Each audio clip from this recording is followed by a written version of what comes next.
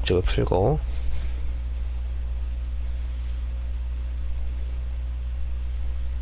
푸는데 좀 시간이 걸립니다.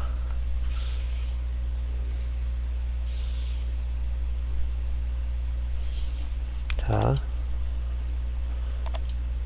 다 풀렸네요. 이제 내용물을 보면 건집이 없어지고 GG라는 확정자가 없어지고 fastq라고 하는 파일이 나왔습니다. 이 파일을 잠깐 살펴보기 위해서는 리눅스에서는 이제 파일 전체를 다 살펴볼 때 차근차근히 위에서부터 좀 열어보는 기능이 있는데, 그 명령어가 more라고 하는 명령어입니다. more라고 치고 2 탭 1 탭 하면 fastq가 딱 입력이 되겠죠. 그래서 탭을 툭툭 눌러주시면 그 파일명을 다 일일이 입력할 필요 없이 바로바로 자동적으로 입력이 됩니다. 그래서 more로 해서 한번 보겠습니다. 보게 되면 여기 보시면 이제 이런 식의 형태가 fastq 형태라고 하는 파일 포맷입니다. 먼저 골뱅이가 있고요. 그리고 알 수 없는 무슨 문자가 있고, 네. 그리고 두 번째 줄에는 이전에 많이 보던 거죠. 이제 HEC, 이제 시퀀스가 있고, 그 다음에 플러스, 이렇게 구분자가 하나 있고, 다시 그 밑에 알 수 없는 또 이상한 그 기호들이 ASCII 코드라고 합니다. HEC가 아니라 ASCII 코드가 쭉 써 있습니다. 이것은 이제 4개 단위로 잘라서 시퀀스 리드 하나가 4줄로 구성이 되어 있는 거예요. 첫 번째 헤더, 이 헤더가 골뱅이를 시작으로 가지고 있는 헤더, 그리고 시퀀스, 네, 잠시만요. 시퀀스, 그리고 구분자 플러스, 그리고 그 각각의 시퀀스 베이스 페어 하나마다 퀄리티 스코어라고 하는 요 밑에 시퀀스 퀄리티 스코어가 있습니다. 이 퀄리티 스코어라는 것들은 각각의 베이스 페어가 기계에서 나올 때 얼마만큼 믿을 만한 것이냐를 알려주는 그 수치거든요. 그래서 프레드 퀄리티 스코어라고 예전에 생어 시퀀싱에서 사용하던 그런 에러일 확률 마이너스 10의 로그를 통해서 변경하여서 요거를 이제 뭐 예를 들면은 뭐 퀄리티 스코어가 30이면 얘가 에러일 확률이 뭐 0.1%, 뭐 퀄리티 스코어가 40이면 0.01% 이런 식으로 계산을 할 수가 있게 되고요. 여기서 가장 중요한 것은 파스타Q 형태가 파스타 기존에 알려진 꺽쇠와 시퀀스로만 이송되었던 파스타 형태에다가 플러스 퀄리티 스코어가 더해진 형태라는 점입니다. 그래서 이 부분들을 확실히 이해를 하시고 넘어가시면 좋을 것 같아요. 그리고 추가로 아셔야 될 부분 중에 하나는 이 위에 헤더가 주는 정보입니다. 특별히 여기 보시면 이제 뭐 HWI 뭐 이렇게 나와 있는데요. 이것들은 뭐냐면 그 기계 이름이에요. 그러니까 시퀀서의 보유한 명칭. 특정 이제 뭐 일루미나면 한식 2000이면 한식 2000 중에서도 그 중에서도 어느 기계라고 하는 그 인스트루먼트 네임이고요. 유니크한. 그 다음에 뭐 여기 뭐 포지션, 기타 무슨 런 아이디 뭐 이런 것들이 있는데요. 플로우셀 아이디. 중요하게 보셔야 될 것은 요 1, N, 0 요 부분입니다. 1은 특히나 이 1을 잘 보셔야 되는데, 네, 여기서 요 한 칸 떨어진 요 위치에 요 1은요 이것이 paired end 짝을 지어서 이루어진 시퀀스의 첫 번째 시퀀스라는 의미입니다. 그러면 아까 하나 남아있던 압축되어 있던 파일을 보면은 여기가 2여야겠죠. 여긴 전부 지금 11111 하면은 지금 첫 번째 페어가 쭉 와 있는 것이고요. 그 다음에 요 다른 파일 같은 경우에는 2 이렇게 되어 있어야 요것이 일단 레프트 라이트구나 라는 확인할 수가 있고요. 그 다음에 런 아이디와 위치 등을 동일한지를 확인을 해야 정확한 페어구나 라는 것을 확인을 할 수가 있습니다. 이 마지막에는 이제 인덱스 시퀀스라고 해서 그 특정 샘플 혹은 페어를 구분하기 위해서 우리가 이제 라이브러리를 만들 때 달아주는 시퀀스를 의미합니다. 그래서 기본적으로 이 정도를 fastq 형태에 대해서 아시면 될 것 같고요. 그럼 이제 아까 확인을 해볼까요? 이제 그 다른 페어에 있던 정보들을 확인하기 위해서 more 명령어를 쓰면 좋겠지만 여기서 압축이 GG로 압축이 되어 있기 때문에 그 압축을 좀 풀어야 되잖아요. 그렇지만 뭐 굳이 풀지 않더라도 또 볼 수 있는 방법이 있습니다. 어떻게 보냐면 gmore라고 하는 명령어를 사용하게 되면 gg로 압축된 파일을 more로 보는 것처럼, 일반 파일을 more로 보는 것처럼 gg로 압축된 파일을 볼 수가 있습니다. 그래서 gmore 이 탭, 그러면 두 번째 파일이니까 2를 눌러주시고 다시 탭을 눌러주시면 gg 이렇게 됩니다. 눌러주시면 똑같습니다. 여기 아까 근데 주의해서 보셔야 될 부분 중에 하나였던 부분이죠. 2라고 된 게 쭉 보이실 겁니다. 그래서 아, 얘가 레프트 라이트구나.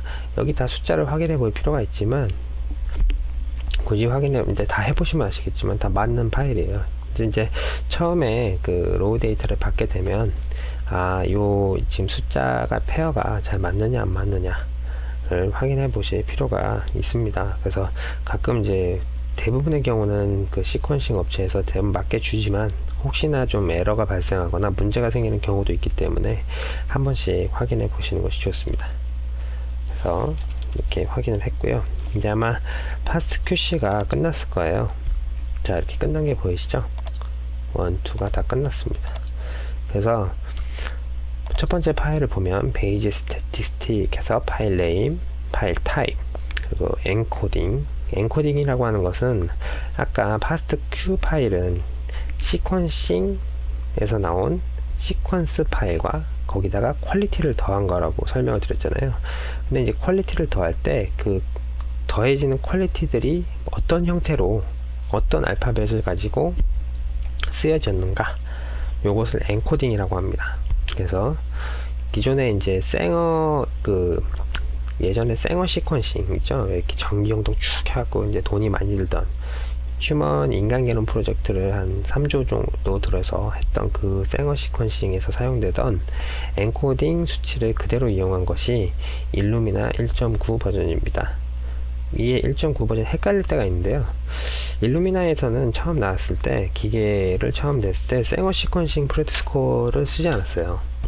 자기네들 고유의 일루미나의 특유의 이제 그 퀄리티 스코어를 사용을 하다가 이제 여러 가지 이제 업체들 마찬가지로 생어 시퀀싱에서 기존에 사용하던 프레드 스케일을 쓰는 것이 좋겠다 라고 생각이 들었는지 요즘에는 이제 대부분의 경우에 다 그냥 생어 그 시퀀싱 엔코딩으로, 퀄리티 스코어 엔코딩으로 사용하고 있습니다. 그래서 토탈 시퀀스 같은 것들 볼 수가 있고, 랭스가 101, 그리고 GC 컨텐츠가 37%인 것들을 확인할 수가 있습니다.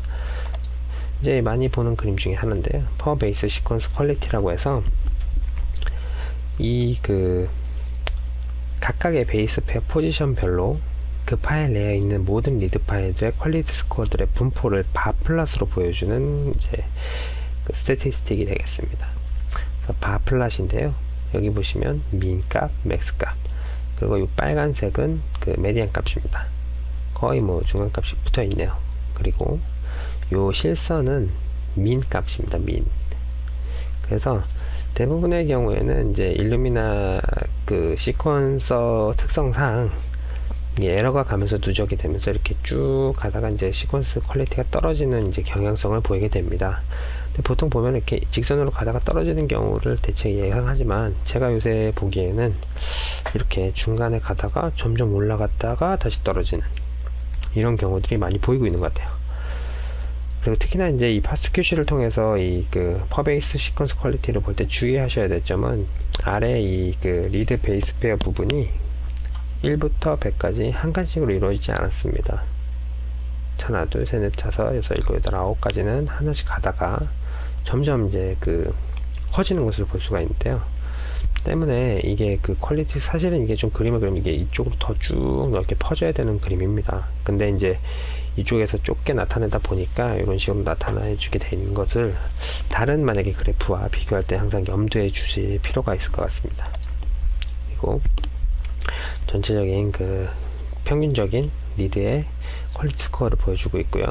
그 다음에 여기 보시면 이제 퍼 베이스 시퀀스 컨텐츠, 그래서 이상적으로 이게 뭐 어떤 이유에서인지 모르겠지만 이상적인 퍼 베이스 시퀀스 컨텐츠라고 하는 것들은 요 AT가 이제 같이 뭐랄까요, 상부적이기 때문에 이만큼 같은 비율들을 유지하는 것이 이게 이제 이상적이라고 이제 우리가 알려진 지도물 이렇게 샷건으로 쪼갰을 때 나타난다고 합니다. 근데 지금 보시면 1번부터 9번 정도까지 여기가 이제 흔들리는 것들을 볼 수가 있거든요.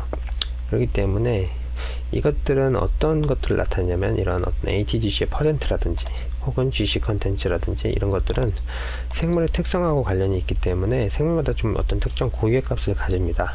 그런데 이 고유 값들을 가지는 이런 특성을 보여주는 값들이 기존에 이제 우리가 예상했던 거랑 다르면 라이브러리를 제작하는 과정에서 혹은 뭐 시퀀싱 하는 과정에서 뭐 에러가 있었다든지 혹은 라이브러리를 만드는데 랜덤이 아니라 어떤 특정 바이어스가 있었다 라는 어떤 의심을 해볼 수 있는 계기가 되는 것이죠. 그렇지만 항상 그것이 뭐 옳으냐 무조건 틀렸냐냐 뭐 그렇게는 볼 수가 없습니다.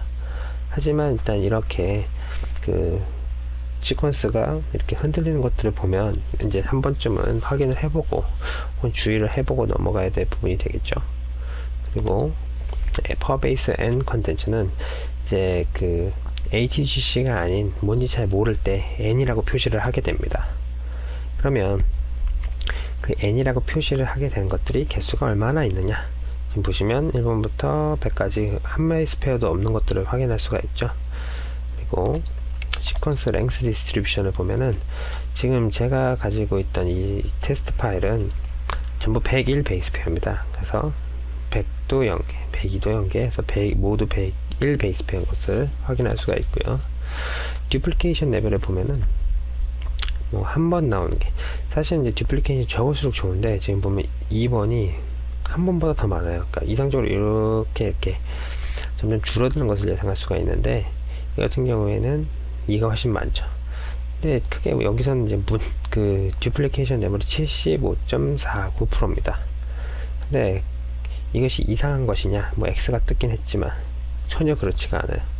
왜 그러냐면 지금 이제 요 해당 데이터는 전체 지놈이 한 3메가 정도밖에 안 되는 미생물의 데이터입니다. 그런데 지금 이 페어 한 짝이 가지는 용량이 거의 무슨 지금 제가 알기로 아까 900메가인가요? 뭐 600메가인가 뭐 이렇게 압축 풀고 나면은 만 기가 단위로 가는 것 같은데 뭐 헤더 다 빼고 시퀀스 용량만 따져서 4분의 1로 친다고 하더라도 반이죠. 사실 반 내지는 3분의 1 정도 되는데 그 부분을 다 따진다고 하더라도 이 양이 너무나도 많기 때문에 전체 지놈을 충분히 커버할 수가 있다는 점이죠. 특히나 우리는 어떤 지놈 리시퀀싱을 통해서 알려진 레퍼런스에 비해 상대적으로 변한 부분들을 찾아내는 그런 과정을 거치게 됩니다.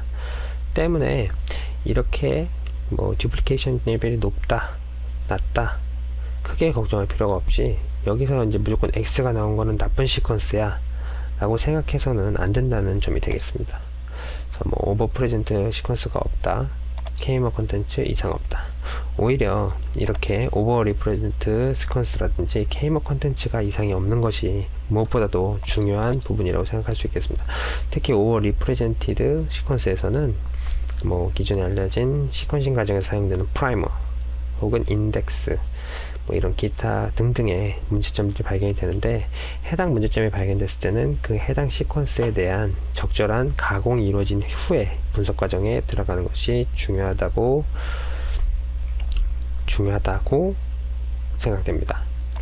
특히나 K머 컨텐츠도 마찬가지고요. 이제 뭐 다음 시퀀스도 거의 동일한 것 같아요. 근데 이제 뭐 분포는 모양은 조금씩 다릅니다. 그래서 처음에 시퀀싱 업체로부터 로우 데이터가 들어오면 이런 FastQC라는 프로그램을 통해서 전체적인 스태티스틱을 확인을 하고 그 중에서 문제가 될 법하다 혹은 이상이 있을 수도 있다라고 생각되는 부분에 대해서 집중적으로 확인을 한 후에 그런 후에 이제 우리는 분석을 시작하는 것이 앞으로 생길 수 있는 뭐 어떤 실수라든지 문제점들을 미연에 방지할 수 있는 그런 부분이 되겠습니다.